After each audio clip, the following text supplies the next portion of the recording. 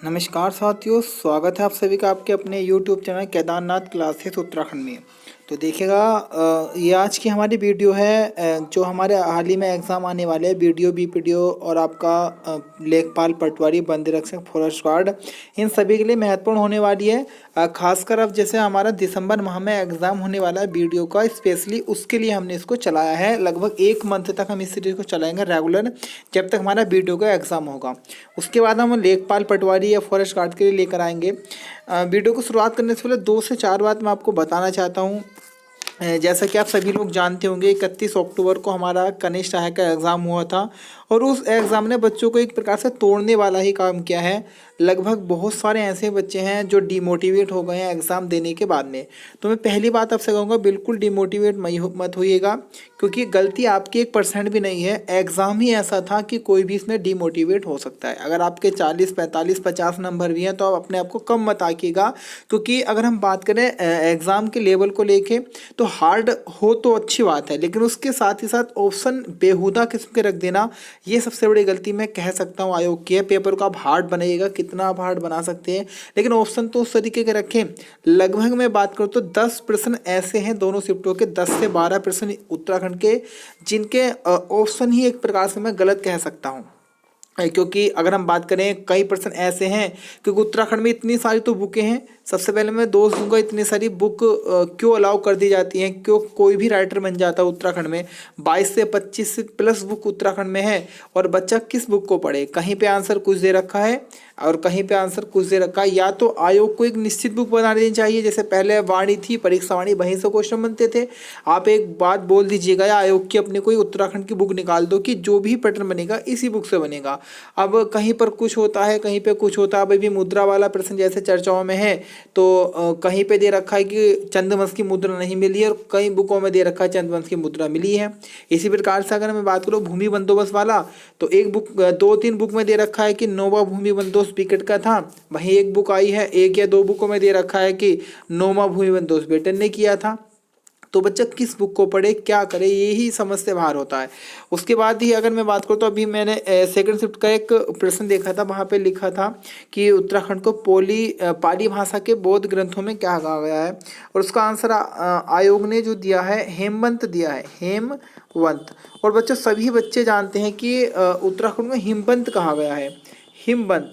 चलो मान लेते आयोग ने आंसर हेमवंत सही रखा है, अगर ऑप्शन में इनमें से कोई नहीं होता। आप ऑप्शन में इनमें से कोई नहीं भी दे रहे हो, साथ में शुद्ध वर्तनी ना करके इसको अशुद्ध लिख दे रहे हो, और आंसर भी हेमवंत बता रहे हो, आप ऑप्शन में इनमें से कोई नहीं रख ही क्यों रहे हो।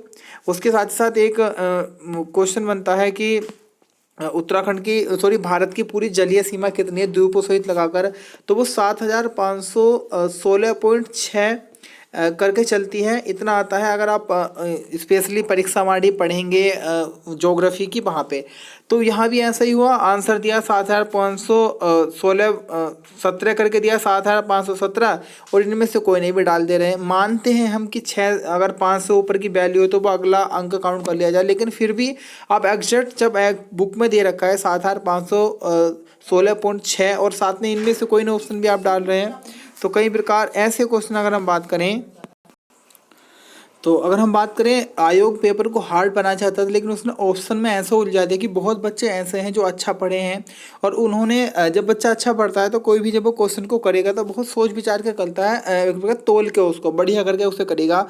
और कई बार जब ऑप्शन ही ऐसे थे, तो हर कोई बच्चा यही सोचता है जो अच्छा पढ़ने वाला होगा कि आयोग नॉर्मल तो देगा नहीं, तो क्वेश्चन को घुमा रखा है, इस वजह से वो कई बार ऑप्शन में गड़बड़ी कर देता है। खासकर जो अच्छा पढ़ने वाले बच्चे थे, जिन्होंने डीप पढ़ा था, उन्होंने भी ईजिली क्वेश्चन को गलत कर दिया, क्योंकि ऑप्शन ही इस प्रकार से बना दिए थे। तो मैं कहूँगा किसी, अभी आपको डिमोटिवेट होने की जरूरत नहीं है। अगर आप ऐसे ही डिमोटिवेट रहेंगे, बहुत बच्चों के साथ ऐसा हो रहा होगा, जब से एग्ज़ाम हुआ है 7 से 8 दिन से उन्होंने बिल्कुल भी पढ़ाई नहीं की होगी। तो ऐसा ना कीजिएगा। इस बार चलो कोई बात नहीं, पेपर आपका ख़राब गया हो, लेकिन आगे आपका लक भी काम करेगा, मेहनत तो आपके साथ है ही। वीडियो का टारगेट है दिसंबर के फर्स्ट या सेकेंड वीक में, अभी सुन रहे हैं कि एग्ज़ाम होगा, तो उसकी तैयारी बेटर करके कीजिएगा। जितना आपने पढ़ा है उसको अच्छे से रिवाइज कीजिएगा, नया ज़्यादा मत पढ़िएगा। मैं एक बहुत बड़ी गलती होती है, कोई भी कहीं भी आप देख लेंगे कि इस बुक से एक क्वेश्चन आ गया तो उस बुक को मार्केट से खरीद लाएंगे, इस बुक से एक क्वेश्चन आ गया उस बुक को खरीद लिया। 10 बुक आप खरीदिएगा लेकिन 10 बुक को आप पढ़ भी लेंगे लेकिन वो याद आपको एक माह ही रहेगा। इतना आपके साथ भी होगा, आपने 10 बुक पढ़ ली लेकिन उसके बाद भी आप उसको भूल जाते होंगे। तो बेसिक सबसे हम बात करें तो आपके पास सबसे बेसिक किताब जो सभी के पास होगी, परीक्षा वाणी आपको पढ़नी है, प्लस BS नेगी को आपको पढ़ना है। उसी के साथ साथ अगर हम बात करें कि आपको एक चीज़ और देखनी है कि आप उत्तराखंड से अदर कहाँ अपने नंबर गवा दे रहे हैं। कहीं आप रीजनिंग में तो अपने नंबर नहीं कर रहे। अगर आप रीजनिंग में 7 नंबर ला रहे हैं तो 3 नंबर कहीं ना कहीं आप खो दे रहे हैं जो ईजिली हम कवर कर सकते हैं।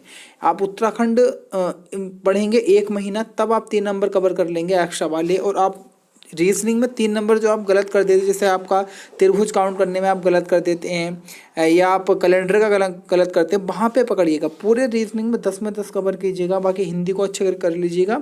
और उत्तराखंड अगर हम बात करें तो वो सभी का लगभग गलत ही होता है। जो हार्ड क्वेश्चन बनते हैं ना, जो बाद में ही पता लगता है कि इस बुक से आए थे, तो वो 80% बच्चों गलत होते हैं और 20% के सही होते हैं। 20 में भी 10 का एक प्रकार से हम बोल सकते हैं कि उसने आइडिया लगाया, उसका आइडिया सटीक बैठ गया।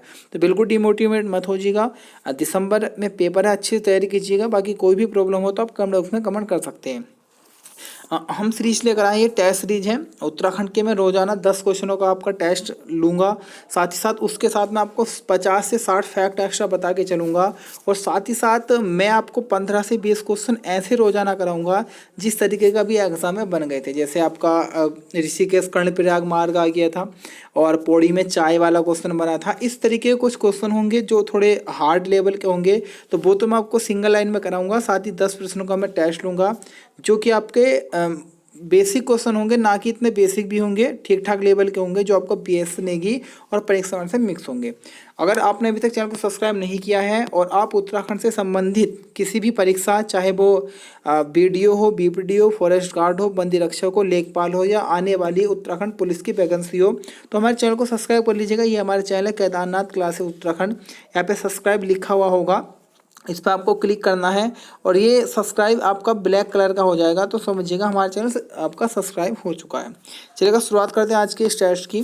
क्वेश्चन नंबर 1 है और महत्वपूर्ण प्रश्न इसको लगाइएगा। ऐसे क्वेश्चन एग्जाम में बनते हैं और देखिएगा ये बन भी सकता है अगले एग्जाम में। क्वेश्चन नंबर 1 है हमारा, टोक्यो ओलंपिक में, टोक्यो ओलंपिक जो अभी 2020 में हुए टोक्यो जापान में, क्वालिफाई करने वाले उत्तराखंड के प्रथम व्यक्ति, यानी कि उत्तराखंड के प्रथम खिलाड़ी जिन्होंने, यहाँ पर पैरा ओलंपिक हम लिख सकते हैं, टोक्यो पैरा ओलंपिक 2020 के लिए क्वालिफाई कर लिया है। तो ये हमारे खिलाड़ी हैं मनोज सरकार जी, तो ऑप्शन बी हमारा बिल्कुल सही हो जाएगा। और इन्होंने टोक्यो पैरा ओलंपिक में कांस्य पदक जीता है और ये बैडमिंटन खिलाड़ी हैं। मनोज सरकार की अगर हम बात करें बच्चों, तो ये हमारे रुद्रपुर के रहने वाले हैं। रुद्रपुर में इनका जन्म हुआ था 1990 में। और उसके बाद अगर हम बात करें मनोज सरकार जी के बारे में, तो इन्हें 2019 में उत्तराखंड लाइफ टाइम अचीवमेंट पुरस्कार मिल चुका है जो खेलों से संबंधित ही है। उत्तराखंड खेल रत्न लाइफ टाइम अचीवमेंट पुरस्कार मिला है इन्हें 2019 में मनोज सरकार जी को। बाकी इन्होंने बैडमिंटन में कांस्य पदक जीता है जो टोक्यो ओलंपिक हुए हाल ही में। क्वेश्चन नंबर 2 है, मुख्यमंत्री महालक्ष्मी योजना कब चली? तो देखिएगा इनमें से कोई नहीं इसका आंसर हो जाएगा। वैसे शुरुआत में इस योजना को चलाने की जो घोषणा की गई थी वह 30 जून 2021 को की गई थी, लेकिन बाद में इसको स्टार्ट किया गया 17 जुलाई 2021 को मुख्यमंत्री पुष्कर सिंह धामी जी के द्वारा। और ये जो योजना चली गई थी इसमें क्या है वास्तव में योजना? ये योजना है जब एक छोटी नन्ही नवजात शिशु का जन्म होता है तो उसे और उसकी जो माता है उनको एक किट दी जाती है, लक्ष्मी किट, जिसके अंतर्गत कई सारी चीज़ें होती है। बादाम होते हैं, छुआरे होते हैं, पाउडर होता है, तेल होते हैं और कई सारी दवाइयाँ होती है नवजात शिशु की, शॉल, कंबल, इस प्रकार की चीज़ें उसमें दी जाती है। इसकी शुरुआत देहरादून की यमुना कॉलोनी के पास एक गाँव है भूड़ गाँव की सुशीला को सबसे पहले किट दी गई थी और वहीं से इसका प्रारंभ माना जाता है। तो 17 जुलाई 2021। क्वेश्चन नंबर 3 है, हिमालय का सबसे नवीन भाग है? तो देखिएगा हिमालय का सबसे नवीन भाग बच्चों बाह्य हिमालय है। ऑप्शन सी हमारा बिल्कुल सही हो जाएगा। बाह्य हिमालय की अगर मैं बात करूँ तो बाह्य हिमालय कहा जाता है शिवालिक हिमालय को, बाह्य हिमालय शिवालिक हिमालय को कहा जाता है। इसका एक अन्य भी नाम है हिमालय का पाद क्षेत्र। पाद क्षेत्र मतलब ये हिमालय पर्वत के सबसे निचले वाले भाग में स्थित है, यानी कि पैर हम बोल देंगे हिमालय का पाद या हिमालय का पैर क्षेत्र, हिमालय के सबसे निचले भाग में ही है। उसके साथ अगर हम बात करें तो देखिएगा इसे प्राचीन ग्रंथों में मैनाक पर्वत कहा गया है, शिवालिक क्षेत्र या बाह्य हिमालय को। साथ ही साथ उत्तराखंड का हृदय स्थल भी आपका शिवालिक हिमालय को ही कहा जाता है। बाकी इसके हम क्वेश्चन बनाए शिवालिक हिमालय के, तो खनिज दृष्टि से ये बहुत एक प्रकार से अच्छा क्षेत्र माना जाता है। शिवालिक का अर्थ होता है शिव की भौहें। उसके साथ अगर हम बात करें तो ये सबसे नवीन भाग है, तो इस कारण इसमें अवसादों की बहुलता बहुत अधिक पाई जाती है। सर्वाधिक पर्यटक केंद्र भी आपको शिवालिक क्षेत्र में ही मिलेंगे। उसके बाद हम बात करें तो 700 से 1200 मीटर की ऊंचाई के मध्य पाया जाता है। उसके साथ साथ सर्वाधिक वर्षा भी शिवालिक हिमालय वाले क्षेत्र में होती है। तो इतने फैक्ट आपको यहाँ से याद करके चलने हैं। क्वेश्चन नंबर 4 है तरुण कुमाऊं का प्रकाशन 1922 में किसने किया था? तो तरुण कुमाऊं की अगर हम बात करें बच्चों, इसका प्रकाशन मुकुंदी लाल जी ने किया था, बैरिस्टर मुकुंदी लाल जी ने। आज थोड़ा सा ये जो पेज है थोड़ा सा अच्छा से नहीं दिख रहा होगा, कल से बहुत अच्छे करके आएंगे। आज थोड़ा ये फोटो कॉपी थी उसकी, और हमारे जो पेज थे उसका हमने इसी प्रकार से पिक लिए, तो कल आपको बेटर मिलेगा। तरुण कुमार को प्रकाशन इस वजह से किसने किया? मुकुंदी लाल जी ने, barrister Mukundi Lal. Option A बिल्कुल सही है। बैरिस्टर मुकुंदी लाल जी की हम बात करें तो बच्चे 14 अक्टूबर 1885 को 14 अक्टूबर 1885 को इनका जन्म हुआ था। पाटली गांव में इनका जन्म हुआ था, पाटली गांव। उसके बाद हम बात करें तो 1913 से 1919 के मध्य ये लॉ की पढ़ाई करने जाते हैं इंग्लैंड में, 1913 से 1919। उसके बाद हम बात करें इनके बारे में जो क्वेश्चन बनेंगे, 1926 में इन्होंने चुनाव लड़ा था लैंसडाउन से, स्वराज पार्टी के टिकट से। उसके बाद अगर हम बात करें तो 1962 से 1967 तक ये लैंसडाउन से विधायक भी रहे थे, और 1982 में इनकी मृत्यु हो गई थी। उसके बाद अगर हम बात करें तो देखिएगा इन्होंने बैरिस्टर मुकुंदी लाल जी की हम बात करें तो मौलाराम जी के चित्रों को दुनिया के सामने इन्होंने ही प्रस्तुत किया। इनकी पुस्तक आई थी 1969 में, गढ़वाल पेंटिंग्स। इस पुस्तक के माध्यम से ही इन्होंने बैरिस्टर मुकुंदी लाल जी ने मौलाराम जी के चित्रों को दुनिया के सामने रखा। कुछ अन्य इनकी पुस्तक हैं जैसे गढ़वाल पेंटिंग्स की मैंने जिक्र किया, some notes on Maularam, Garhwal school of paintings, ये सारी ही पुस्तकें मुकुंदी लाल जी की हैं। बाकी जो तरुण कुमार पत्र था बच्चों पौड़ी गढ़वाल के लैंसडाउन से निकलता था। क्वेश्चन नंबर 5 है जिरेनियम किस मूल का पौधा है?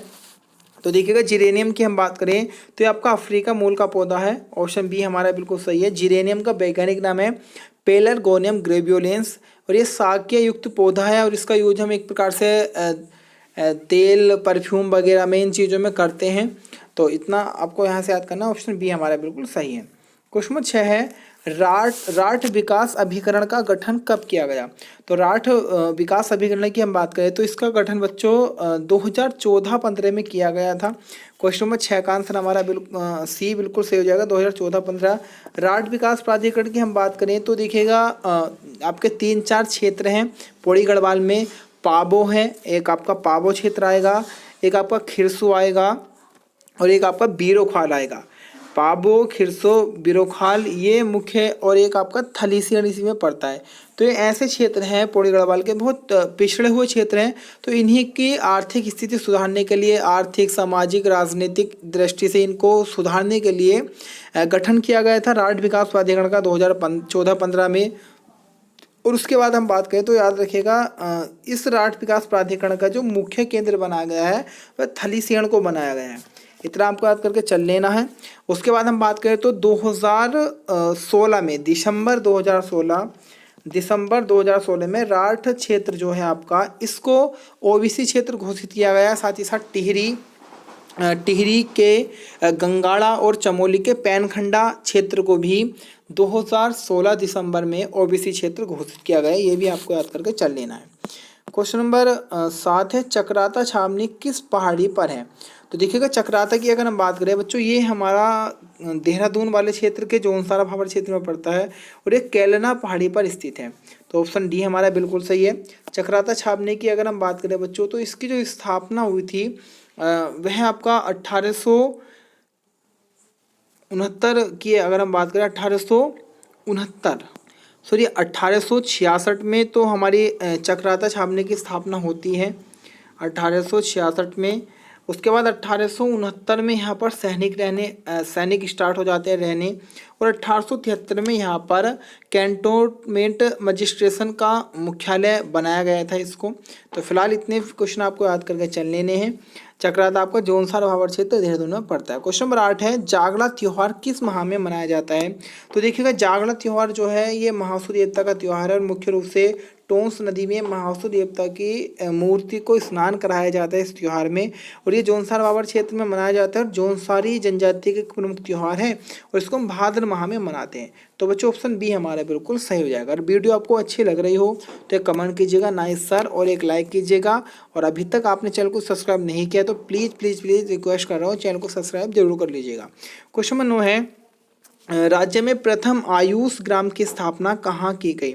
तो राज्य में प्रथम आयुष ग्राम की स्थापना जो की गई है बच्चों, वो नैनीताल जिले में की गई है। तो ऑप्शन बी हमारा बिल्कुल सही हो जाएगा। नैनीताल जिले की हम बात करें तो देखिएगा, नैनीताल जिले को छोटी बिलायत कहा जाता है, खरदेश कहा जाता है, त्रिऋषि सरोवर भी कहा जाता है। नैनीताल में आपका पशु चिकित्सा शोध संस्थान स्थित है। मुक्तेश्वर, नैनीताल में मुक्तेश्वर को मूक शहर कहा गया है। बाकी नैनीताल में ही उत्तराखंड का हाई कोर्ट भी है, और वर्तमान में जो हमारे मुख्य न्यायाधीश हैं उत्तराखंड के, वो राघवेंद्र सिंह चौहान जी हैं। उसके बाद अगर हम बात करें नैनीताल के बारे में, तो नैनीताल में आपको रामनगर क्षेत्र देखने को मिल जाएगा। रामनगर क्षेत्र की स्थापना हेनरी रैमसे जी के द्वारा की गई थी। नैनीताल में आपको कार्बेट राष्ट्रीय उद्यान का प्रवेश द्वार ढिकाला मिलेगा। उसके बाद हम बात करें तो कार्बेट राष्ट्रीय उद्यान आपको नैनीताल और पौड़ी इन 2 जिलों में देखने को मिल जाता है।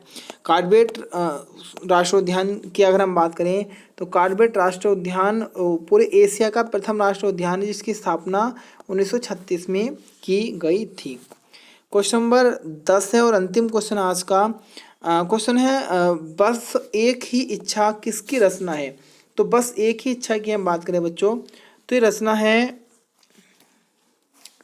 रमेश पोखरियाल निशंक जी की। तो क्वेश्चन नंबर 10 का आंसर हमारा सी बिल्कुल करेक्ट हो जाएगा, रमेश पोखरियाल निशंक। उसके बाद अगर हम बात करें बच्चों तो देखिएगा, इन्होंने कई सारी रचनाएं और लिखी है, जैसे हाल ही में इनका ये करंट का क्वेश्चन बन सकता है उत्तराखंड करंट से। अभी कोरोना काल में जब इनको कोरोना हुआ था तो इन्होंने उस समय जिन जिन परेशानियों का सामना करा उसका वर्णन किया है अपनी पुस्तक में, जो हाल ही में चर्चा में रही है, एम्स में एक जंग। ये इनकी पुस्तक आ सकता है एग्जाम में कि एम्स में एक जंग किसकी पुस्तक है? तो बच्चे पुस्तक है हमारे रमेश पोखरियाल निशंक जी की। 15 जुलाई 1959 को पौड़ी गढ़वाल में जन्मे थे, और उत्तराखंड के 5वें सीएम रहे। वर्तमान में रमेश पोखरियाल निशंक जी हरिद्वार से सांसद हैं। अभी कुछ दिन पहले इनको मोदी कैबिनेट हम बोल दें, केंद्रीय कैबिनेट से हटा दिया गया। ये वहाँ पर मानव संसाधन विकास मंत्री या हम बोल देंगे शिक्षा मंत्री थे। फिलहाल अभी इनको वहाँ से हटा दिया गया है। फिलहाल ये उत्तराखंड में हरिद्वार से सांसद हैं। कुछ इनकी अन्य रचनाएं जो बहुत प्रसिद्ध हैं, जैसे हिमालय का महाकुंभ, नंदा राजजात जो 2008 में लिखी गई थी। स्पर्श गंगा भी इन्हीं की रचना है। उसके बाद में बात करूँ तो सपने जो सोने न दे भी इन्हीं की रचना है। भीड़ साक्षी है, या ऐसे आ सकता है द क्राउड बेयर्स विटनेस। उसके साथ प्रलय के बीच 16-17 जून 2013 को केदारनाथ आपदा के ऊपर इसको लिखा गया था। शिखरों के संघर्ष इनका एक उपन्यास है। उसके साथ ही साथ पहाड़ों कथाएं पहाड़ों की, मोस्ट इम्पोर्टेंट लिखाना कथाएं पहाड़ों की किनका कहानी संग्रह आ जाएगा। कई बार ऐसा मालूम कर सकता है कि कथाएं पहाड़ों की क्या है, तो कहानी संग्रह है। और एक है बस एक ही इच्छा, जिसका मैंने अभी हाल में जिक्र किया है। तो ये तो थे हमारे जो मैं रोजाना आपको बता रहा था, मैं टेस्ट लूंगा 10 प्रश्नों का। उसके साथ ही साथ मैं कुछ महत्वपूर्ण प्रश्न आपके सामने रोजाना लाऊंगा, जो थोड़े अच्छे लेवल के प्रश्न होंगे, जो थोड़े आपके लिए नवीन प्रश्न भी हो सकते हैं। क्वेश्चन नंबर हमारा है इसी प्रकार का, हरिद्वार से बद्रीनाथ और केदारनाथ जाने वाली सड़क का निर्माण कार्य 1827-28 में किसने किया? तो इसका आरंभ किया था आपके कमिश्नर टेल जी ने। तो क्वेश्चन नंबर हमारे पहले प्रश्न का ऑप्शन ही यहाँ पे ट्रेल आंसर बिल्कुल सही हो जाएगा, कमिश्नर ट्रेल। क्वेश्चन नंबर अगला है हमारा, पिंडारी के दर्रे से तिब्बत के लिए किसने रास्ता ढूंढा? तो ये रास्ता ढूंढा था 1830 में कमिश्नर टेल जी के द्वारा ही। देखिए पिंडारी की हम बात करें तो पिंडारी के दर्रे से तिब्बत जाने के लिए किसने रास्ता खोजा? तो ये ट्रेल जी ने 1830 में, और इसी को बाद में आगे चलकर ट्रेल पास नाम दिया गया, यानी कि ट्रेल पास दर्रा जिसको हम बोल देते हैं। इसकी खोज 1830 में की थी ट्रेल जी ने। तो ये तो आपको पता होगा, लेकिन ये जो क्वेश्चन, ये वाली लाइन है पिंडारी के दर्रे से तिब्बत के लिए, ये आपके लिए नवीन हो सकती है। अगला क्वेश्चन है, मैदानी क्षेत्र से बाहर लाने हेतु अल्मोड़ा से नैनीताल और अल्मोड़ा वाया रानीखेत सड़क का निर्माण हुआ था। ये कब से कब तक किया गया था? तो जैसा कि मैदानी क्षेत्र आपके दो ही पड़ते हैं, उधम सिंह नगर पहले आपका नैनीताल क्षेत्र में मिला हुआ था, अभी अलग है, और उसके बाद में आपका हरिद्वार क्षेत्र। तो इन दो क्षेत्रों से माल ढोने के लिए पहाड़ी क्षेत्रों में रोड बनी थी, अल्मोड़ा से नैनीताल और अल्मोड़ा बाईपास रानीखेत, जो 1872-73 में बनाई गई थी। क्वेश्चन अगला है हमारा, म्यूनिसिपल बोर्ड के हाथ में सड़कों की देखभाल का जिम्मा कब तक रहा? तो ये जिम्मा रहा था 1907 तक। हमारा 1907 आंसर से हो जाएगा, म्यूनिसिपल बोर्ड के हाथ में सड़कों की देखभाल का जिम्मा। उसके बाद में सार्वजनिक निर्माण विभाग के अंतर्गत इसको पहुंचा दिया गया। तो ऐसे भी क्वेश्चन बन सकता है कि सड़कों की देखभाल का जिम्मा राज्य में कब सार्वजनिक निर्माण विभाग के हाथों में पहुंचाया गया है, दिया गया 1907 में। और 1907 में महादेवी वर्मा जी का भी जन्म हुआ था, याद करके चल लेना है। 1907 में सूरत अधिवेशन भी हुआ था, जिसमें जिसमें कांग्रेस का विलय हो कांग्रेस को एक प्रकार से दो भागों में बढ़ गई थी, गरम दल और नरम दलों में। इतना आपको याद कर लेना है। अगला क्वेश्चन है, उत्तराखंड परिवहन निगम की स्थापना कब की गई? बड़ा अच्छा क्वेश्चन है, उत्तराखंड परिवहन निगम की स्थापना कब की गई? तो बच्चों 30 अक्टूबर 2003 को इसकी स्थापना की गई थी, और ये है कहाँ पे? आपका देहरादून में। और अभी वर्तमान में हमारे परिवहन मंत्री जो थे यशपाल आर्य जी उत्तराखंड के, इन्होंने एक प्रकार से हम कहते हैं कि पार्टी ज्वाइन कर लिए, कांग्रेस तो इस्तीफा दे चुके हैं अपने इस पद से। और भारत के अगर हम बात करें सड़क परिवहन मंत्री हैं नितिन गडकरी जी। अगला क्वेश्चन है, कौन सी जनजाति स्वयं को आर्यों का वंशज मानती है? तो जो आपकी खस जनजाति है, या खस जो आपकी प्रजाति है, कोल करात खस आपने सुना ही होगा, तो खस अपने आप को आर्यों का वंशज मानते थे। उसके बाद हम बात करें उत्तराखंड की प्रथम प्रजाति कौन है? कोल। कोल के अन्य नाम आपको देखने को मिलेगा मुंड और सबर कोल के। और ये अगर हम बात करें तो इनका व्यवसाय था कोलों का कृषि